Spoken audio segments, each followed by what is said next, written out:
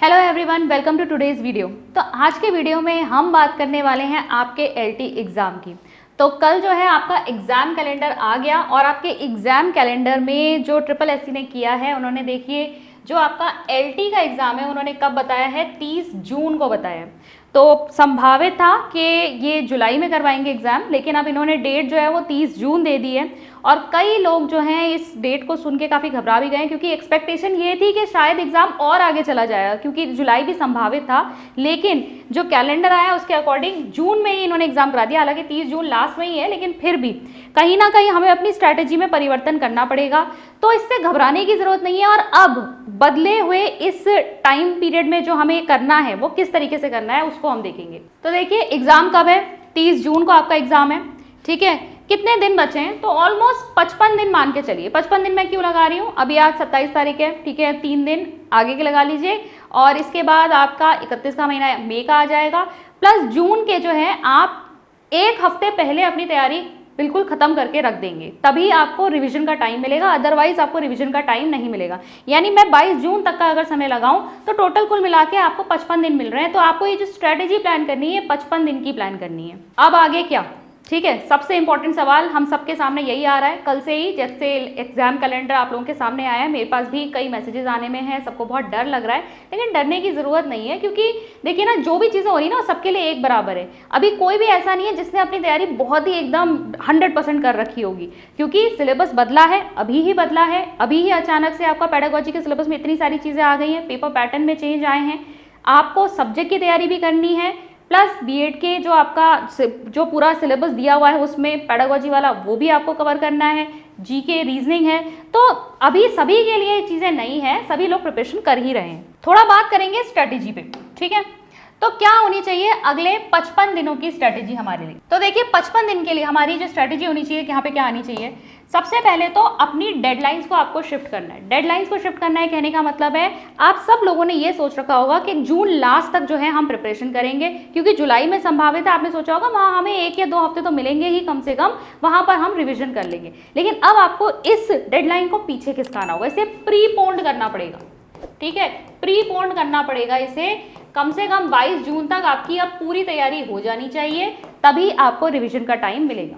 Second, study only selected exam oriented points. अब concept को बहुत डीप जाकर आपके पास क्लियर करने का टाइम नहीं है।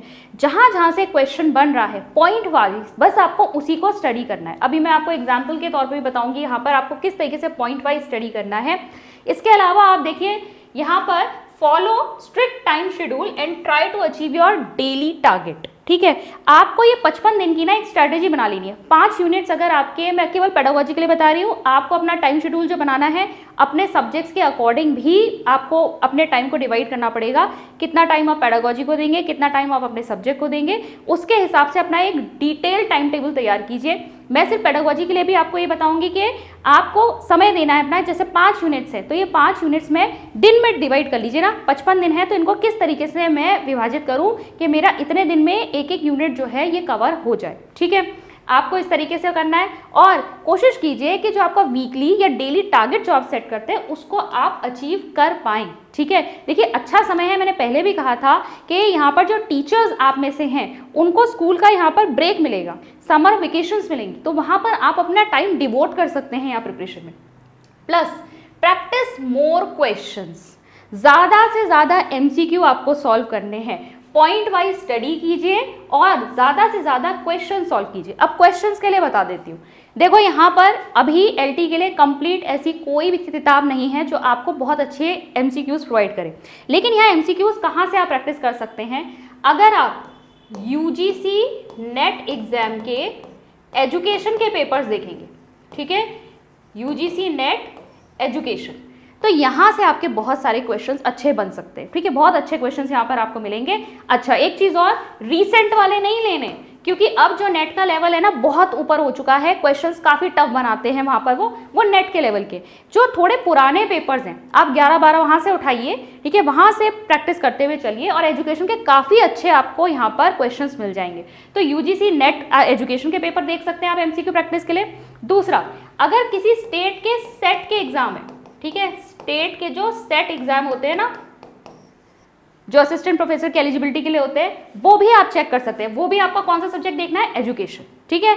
एजुकेशन सब्जेक्ट से या नेट या सेट के पेपर्स आप चेक कीजिए, ठीक है। स्लेट जो होता है आपका वो, उसको आप चेक करेंगे तो आपको वहां पर अच्छे क्वेश्चंस मिलेंगे प्रैक्टिस के लिए। अब देखिए मैं आपको कुछ पॉइंट्स और बता देती हूँ, जैसे महात्मा गांधी, ठीक है, एजुकेशनल थिंकर है। महात्मा गांधी के बारे में आपने पढ़ा। अब ये इनको किस किस से जोड़ा जाता है, बेसिक एजुकेशन इनसे जुड़ी हुई है, इसी को हम नई तालीम, वर्धा स्कीम, बुनियादी शिक्षा कहते हैं। ये सारे टर्म्स महात्मा गांधी से रिलेटेड है, ठीक है। फिर विवेकानंद ने कौन सी शिक्षा दी है, मैन मेकिंग एजुकेशन को इससे जोड़ते हैं। औरबिंदो घोष ने कौन सी दी है, इंटीग्रल एजुकेशन, ठीक है। इन सब ने अपने अपने जो इंस्टीट्यूट्स है, यूनिवर्सिटीज है, वो भी स्थापित किए हैं, उनको लिखिए इस तरीके से पॉइंट वाइज, जहां से एमसीक्यू बन सकता है। बाकी तो आपने बेसिक, अगर आपने नेचुरलिज्म आइडियलिज्म पढ़ लिया है तो आपको समझ में आ ही रहा होगा कि बेसिक फिलॉसफी इनकी क्या है, लेकिन ये किस किस चीज से जुड़े हुए हैं, यहां से आपका मेन एमसीक्यू बन रहा है, तो उसको पॉइंट वाइज नोट डाउन करके इसको पढ़िए, ठीक है। देखो क्वेश्चन आया हुआ है, यहां पर दो लिस्ट है, आपको उन्हें मैच करना है, और यहाँ पर आपको फिलॉसफीज दी हैं और यहाँ पर क्या दिया है आपको, यहाँ टीचिंग मेथड्स दी हैं।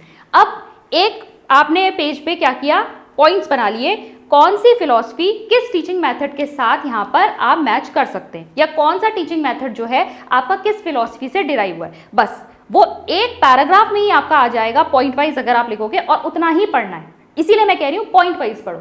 जैसे आइडियलिज्म, देखो आइडियलिज्म को किससे जोड़ा जाता है, आइडियलिज्म को डिडक्टिव से जोड़ा जाता है। फिर अगर हम नेचुरलिज्म की बात करें, ठीक है, जो आते हैं उनको भी देख सकते हो, ये आपका ह्यूरिस्टिक से जोड़ा जाता है। रियलिज्म जो है आपका, वो आपका कहाँ से आ जाएगा, इंडक्टिव से, क्योंकि ये किसकी बात करते हैं, जो प्रत्यक्ष दिख रहा है, तो अपने एग्जाम्पल्स के थ्रू ही रूल निकालेंगे। प्रैग्मेटिज्म किससे जुड़ता है, एक्सपीरियंशियल, क्योंकि हम यहाँ प्रयोगों की बात करते हैं, तो प्रयोजनवाद प्रयोगात्मक अधिगम से जुड़ा हुआ है। प्रकृतिवाद खुद से आप शोध करते हो उससे जुड़ा हुआ है। आदर्शवादी बात करता है आपका डिडक्टिव यानी निगमनात्मक, और यथार्थवादी आगमनात्मक। तो आपका ऑप्शन कौन सा सही हो जाएगा, आपका 1 के नीचे आ रहा है 2। देखो ऑप्शन में देखो, अगर आपको एक भी पता है ना, यहाँ पर 1 के साथ 2 मैच हो रहा है, तो पहले आपका आंसर देखो इन दोनों में से ही, इसको पहले ही एलिमिनेट कर दो। अब इन दोनों में से आंसर है, और चेक करो, यथार्थवाद आपका कहाँ 4, ठीक है, तो यथार्थवाद 4 आ रहा है, तो ये आपका ऑप्शन नंबर सी सही हो गया, ठीक है। इस तरह से क्वेश्चन प्रैक्टिस करने हैं। क्वेश्चन देखो, एसएसए सर्व शिक्षा अभियान आपके सिलेबस में टॉपिक दिया हुआ है, तो इन्होंने कहा है नेशनल फ्लैगशिप प्रोग्राम जो है सर्व शिक्षा अभियान, ये किसको एम करता है, इसका लक्ष्य क्या है।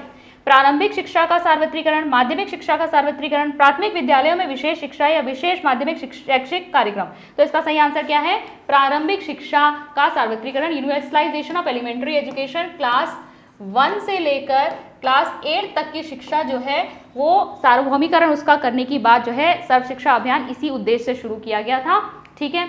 अगेन देखिए एक मैच द फॉलोइंग वाला आया है, जैसा मैंने कहा पॉइंट्स बना बना के लिखेंगे, किसको किससे जोड़ा जाता है, गांधी, टैगोर, औरबिंदो, विवेकानंद। अब इन्होंने अपने अपने इंस्टीट्यूट्स की स्थापना करी थी। ऋषि वैली स्कूल आया है, टॉलस्टॉय फार्म आया है, सरस्वती विद्या मंदिर आया है, मीरांबिका आया है, रामकृष्ण स्कूल, और क्या आया है, श्री निकेतन। देखो गांधी जी टॉलस्टॉय फार्म उन्होंने साउथ अफ्रीका में इस्टेब्लिश किया था। दूसरा था ये आश्रम या फार्म, इससे पहले फीनिक्स की स्थापना की थी, फीनिक्स फार्म की, ठीक है। फिर टैगोर को आप किससे जोड़ेंगे, श्री निकेतन, ठीक है। टैगोर को आप शांति निकेतन से जोड़ते हैं। शांति निकेतन वो जगह है जहां पर इनकी बनाई हुई यूनिवर्सिटी विश्व भारती यूनिवर्सिटी जो है वो स्थापित की गई थी, सेंट्रल यूनिवर्सिटी बन चुकी है अब, ठीक है। और उसी में श्री निकेतन का भी एक विंग था, एक श्री निकेतन विंग था उसमें, जिसमें रूरल रिकंस्ट्रक्शन के ऊपर काम किया गया है, ठीक है, ग्रामीण पुनर्निर्माण के ऊपर। फिर औरबिंदो को आप जोड़ोगे मीरांबिका से, ठीक है। मीरांबिका न्यू दिल्ली में आपका जो कैंपस है उसमें है ये। मीरांबिका में ये एक ऑल्टरनेटिव प्रेजेंट करता है, किसका, औरबिंदो से जुड़ी हुई है इंटीग्रल एजुकेशन, ठीक है, इंटीग्रल एजुकेशन उसी से रिलेटेड है आपका मीरांबिका। फिर आपका विवेकानंद को अगर आप जोड़ोगे तो ये रामकृष्ण स्कूल, रामकृष्ण मिशन की स्थापना इन्होंने की थी, ठीक है। ऑप्शन कौन सा हमारा सही हो जाएगा, ए के नीचे 2 आ रहा है, टैगोर के नीचे 6 आ रहा है, ये आपका ये वाला ऑप्शन आपका ए ऑप्शन सही हो गया, ठीक है। Which statement refers to two way relationship between education and society, ठीक है। आपका सोशियोलॉजी से जुड़ा हुआ जो टॉपिक है वो भी है इसमें।